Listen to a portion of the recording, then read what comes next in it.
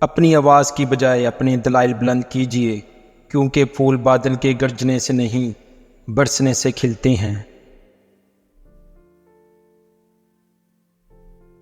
دوسروں میں عیب نکالنے والا اس مکھی کی طرح ہوتا ہے جو سارا خوبصورت بدن چھوڑ کر صرف زخموں پر بیٹھتا ہے۔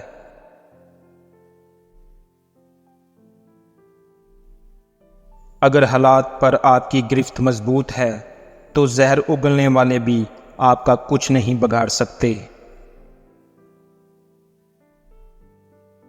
مطلبی رشتے کوئلے کی مانند ہوتے ہیں، جب کوئلہ گرم ہوتا ہے تو ہاتھ جلا دیتا ہے اور ٹھنڈا ہوتا ہے تو ہاتھ کالے کر دیتا ہے۔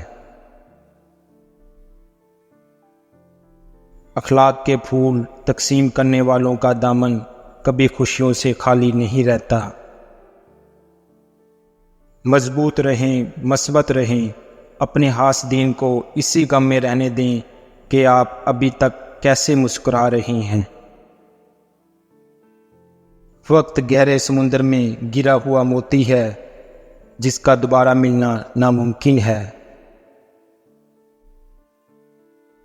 ہم زندگی گزارنے نہیں جینے آئے ہیں۔ زندگی جینے والے ہمت اور حوصلے سے گزار کر ایک ہی دفعہ مرتے ہیں، جبکہ زندگی گزارنے والوں کو روز مرنا پڑتا ہے۔ اپنی نیکیاں چھپانا آپ کی سوچ کا امتحان ہے اور دوسروں کے عیب چھپانا آپ کے کردار کا امتحان ہے۔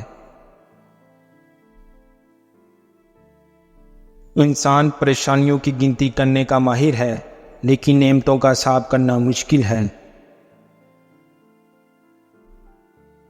آنکھیں بند ہونے سے پہلے کھل جائیں تو زندگی سدھر جاتی ہے۔ خدا جب کسی بدبخت کو دکھ دینا چاہے تو وہ بدقسمت ناشکری کا راستہ اختیار کر لیتا ہے۔ بزرگ کہتے ہیں کہ آپ کی رگ رگ سے کوئی واقف ہو تو فرق نہیں پڑتا، بس اپنی دکھتی رگ کا پتہ کسی کو نہ دیں، ورنہ ہر رگ دکھنے لگے گی۔ جس طرح لوگ مردے کو کندھا دینا افضل سمجھتے ہیں، اسی طرح اگر زندہ کو سہارا دینا افضل سمجھ لیں تو زندگی کتنی آسان ہو جائے۔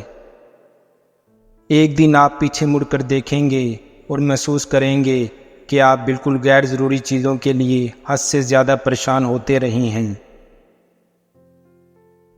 انویسٹمنٹ ہنر ہے، خود پر اور اپنے ہنر پر خرچ کریں تاکہ کل کو آپ کے ہاتھ کما سکیں، نہ کہ آپ کو چیزوں کی خرید و فروخت کر کے رسک لینا پڑے۔